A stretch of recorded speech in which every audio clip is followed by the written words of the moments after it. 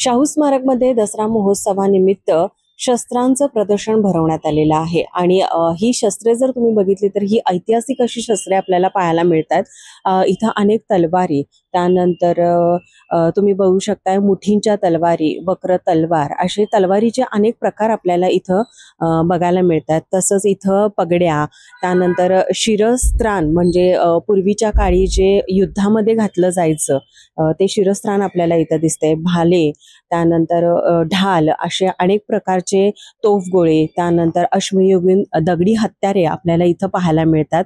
त्यानंतर समोर बघितलं तर भाल्यांची फळे देखील आहेत। त्यानंतर गुप्ती, अनेक प्रकारचे आपल्याला चिलखत वगैरे असं सगळं यामध्ये आपल्याला दिसतंय। तर एकूणच हे सर्व शस्त्र काय आहेत आणि या शस्त्रांच्या मागचं शास्त्र काय आहे हे आज आपण जाणून घेणार आहोत।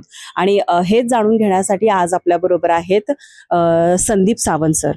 नमस्कार सर। नमस्कार।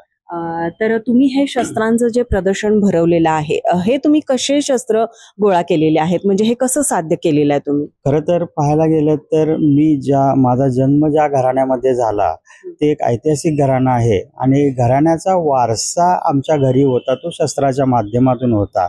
आणि एखाद्या वीर पुरुषाची उत्पत्ती पुढे होते त्या पद्धतीने कदाचित माझी झाली असावी, म्हणून मी पहिल्यांदा हा खेळ सगळा शिकलो। आणि त्यानंतर माझ्या वडिलांनी हा शस्त्रसाठा माझ्या ताब्यात दिल्यानंतर मी पुढे शस्त्राचा संग्रह करत गेलो। आज तागायत गेल्या 30 वर्षाचा या प्रवासामध्ये 700 पेक्षा जास्त शस्त्र माझ्याकडे आहेत। आणि त्याचे वर्गीकरण करताना असं जाणवलं की मराठा शस्त्र, राजपूत शस्त्र, शिखांची शस्त्र, मुस्लिमांची शस्त्र किंवा आदिवासी शस्त्र यांच्यामध्ये थोडाफार जरी फरक असला तरी शस्त्राची निर्मिती, त्याचं मुख्य उद्देश संरक्षण आणि घातकता यामध्येच होती। आणि तो अभ्यास मी करत गेलो आणि या पद्धतीने शस्त्रांचं कलेक्शन तयार झालं माझ्याकडं। हे तुम्ही शस्त्रांचं कलेक्शन तर खूप केलेलं आहे, खूप सुंदर कलेक्शन आहे, पण याची निगा तुम्ही कशी राखता सर? म्हणजे शस्त्र खराब होऊ नयेत किंवा त्याला काही गंज वगैरे चढू नये, या संदर्भात तुम्ही त्यांची कशी काळजी घेता? साधारणतः शस्त्रांचा कालावधी बघितला तर त्याची धाटणी बघितली तर 350-400 वर्षापूर्वीचा कालावधी आहे। आणि त्यातून जशी शस्त्रांची मी संग्रहित करत गेलो तसंच शस्त्रांच्यावर वाचन करत गेलो। वेगवेगळ्या प्रकारचे ग्रंथ आहेत, त्यामध्ये रामायण, महाभारत घ्या, युक्तिकल्पतरू घ्या, कितीतरी प्रकारचे ग्रंथ वाचनात माझ्या आले। आणि त्यातून मग समजत गेलं की ह्या शस्त्रांची निगा कशी राखावी। जसं शस्त्र निर्मिती करणारे किंवा तलवार निर्मिती करणारे आसिकार असतात, तसे शस्त्र स्वच्छ करणारे शिकलगार सुद्धा असतात। मग त्यांनी ती स्वच्छता कशा पद्धतीने केली, त्यासाठी लागणारी तेल कुठल्या पद्धतीने वापरलं, विशिष्ट वनस्पतींच्या बियांपासून ते तेल निर्मिती केलं गेलं, त्याच्यावर मी अभ्यास केला आणि त्या तेलाची निर्मिती करून मी शस्त्रांचा हा मेंटेनन्स करण्याचा प्रयत्न करत आहे।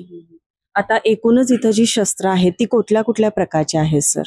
साधारणतः मराठाकालीन शस्त्र फार आहेत, त्यामध्ये कर्नाटकी धोप किंवा त्यालाच आपण मराठा मुठीची तलवार म्हणतो, त्यानंतर खांडा, इराणी पद्धतीची तलवार, वक्र पद्धतीच्या तलवारी, ब्रिटिशकालीन तलवारी, त्यानंतर पट्टा जे राज्यशस्त्र म्हणून ज्याला मान्यता मिळालेली आहे ते पट्टा आहे।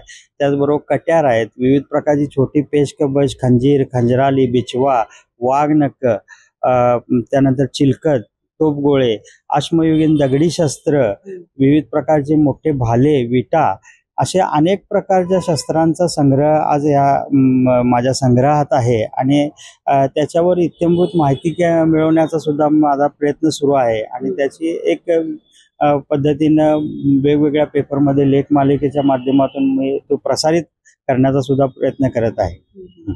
आता आपण एखादी तलवार घेतली तर तलवार बघितलं तर पुढे तलवारीला टोक असतं आणि मागे त्याची मूठ असते, या मागचं शास्त्र काय सांगू शकाल का? आता त्यामागं फार मोठं शास्त्र आहे। जर आपण तलवारीच्या जवळ गेलो तर मी तुम्हाला त्या आकारावरनं सांगू शकेन की तलवार म्हणजे काय आणि ती कशा पद्धतीने बघितली जाते। आता तलवारीचा मुठीचा मागचा भाग जो आहे ती मुल्हेर मुठीची तलवार आहे। मुल्हेर ह्या शब्दाचा अर्थ वक्र होतो आणि वक्र म्हणजे स्त्रीच्या शरीरशास्त्राची त्याचा संबंध आलेला आहे। मूठ जी आहे ती नकापासून मागच्या गजापर्यंत जी मूठ बनवलेली आहे तिला मुल्हेर मूठ म्हणतात। आणि पुढचा भाग जो युद्धात भांडतो, झगडतो, तो जिंकतो आणि जे काही कमाई करून आणतो, जे काही मिळवून आणतो, त्यातून माग आपली जी स्त्री आहे म्हणजे मुठीच्या माग तलवार सजवली जाते, त्या पद्धतीच्या काही मुठी आहेत आपल्याकडे ज्या सजवलेल्या आहेत. म्हणजे तलवार म्हणजे एका यशस्वी पुरुषाच्या मागे एक स्त्री आहे याचं सुंदर उदाहरण म्हणजे तलवार आहे. मग आता तुम्ही जे सांगितलं की इथं जे मूठ आपल्याला आहे त्याच्यावर जे नक्षीकाम केलं जातं किंवा त्याला जे सजवलं जातं ते कशा पद्धतीनं सजवलं जातं? ऍक्च्युली पोलादावर जी शिकलकारी केली जायची किंवा ज्याला कशिदकारी म्हणायचं, कशिदकारी केली जायची ती फार वेगळ्या पद्धतीची केली जायची. त्याच्यावर सोन्याचा मुलामा दिला जायचा, सोन्याचं नक्षीकाम केलं जायचं किंवा चांदीचा मुलामा दिला जायचा, चांदीचं नक्षीकाम केलं जायचं. आणि ती पद्धत जी होती ती आज तागायत पाहायला गेलं तर आजच्या कलाकारांना ते काम जमलं नाही. आज आपल्याकडे एक त्यातली मूठ आहे. आता तुम्ही जी मूठ बघितला त्यामध्ये त्या पद्धतीची कशिदकारी करून ते काम केलेलं आहे, ज्याच्यावर सोन्याचं वर्क आहे.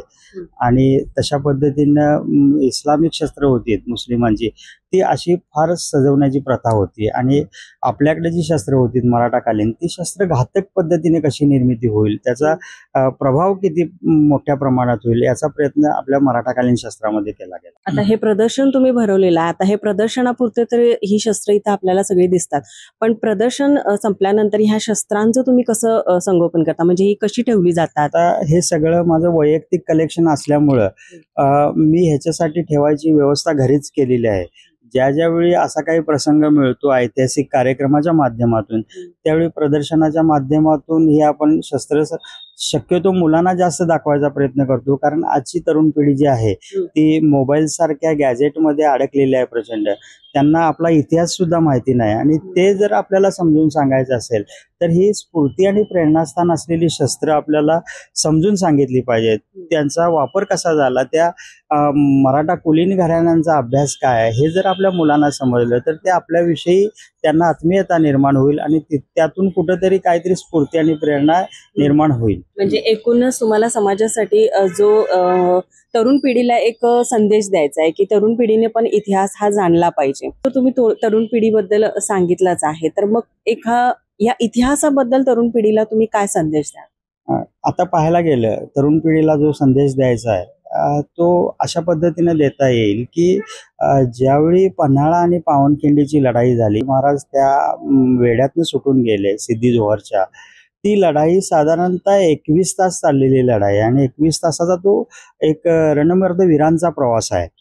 आणि आज आपल्या तरुण पिढीला मला एकच संदेश द्यायचा आहे की आपली तरुण पिढी आज डॉल्बीवर नाचण्यात 20-20 तास गुंग असते. मग तो कुठलाही धार्मिक कार्यक्रम असू दे, ती 20-20 तास आपल्या अंगातली रग तुम्ही डॉल्बीवर काढण्यापेक्षा असा इतिहासाचा अभ्यास करा आणि राष्ट्रासाठी काहीतरी करा, ज्यातून आपल्या राष्ट्राची संस्कृती चांगली आहे, ज्यात आपल्या राष्ट्राचं कल्चर चांगलं आहे, त्याला कुठंतरी प्रवाहात आणा आणि आपलं राष्ट्र मोठे करा, अशी माझी तरुणांना एक संदेश द्यायचा आहे. तर आता आपल्या बरोबर होते संदीप सावंत आणि त्यांनी आपल्याला आज हे प्रदर्शन भरवलंय, त्यांनी आपल्याला खूप छान याबद्दलची माहिती दिली आहे. तसंच येणाऱ्या पिढीला आणि येणाऱ्या तरुणांना त्यांनी खूप छान संदेश दिलेला आहे. ऐतिहासिक जतन करायचं असेल तर नक्कीच तुम्ही या प्रदर्शनाला भेट द्या. माझा महाराष्ट्र न्यूज साठी व्हिडिओ जर्नलिस्ट नाज अत्तारसह साक्षी दळवी. नोकरी असो वा लग्न, चष्म्याची अडचण आता होऊ देऊ नका. नंदादीप नेत्रालयात या आणि तुमच्या चष्म्यापासून मिळवा कायमची मुक्ती. कारण आता चष्मा घालवण्याची लासिक शस्त्रक्रिया फक्त 32,999 रुपयात. शिवाय 5,000 रुपयांपर्यंतचे लासिक स्क्रीनिंग अगदी मोफत. ऑफर मर्यादित कालावधीसाठी. तर वाट कसली बघताय, आजच कॉल करा 92 2000 1000. नंदादीप नेत्रालय, न्यू शाहूपुरी, कोल्हापूर. दृष्टी म्हणजे नंदादीप.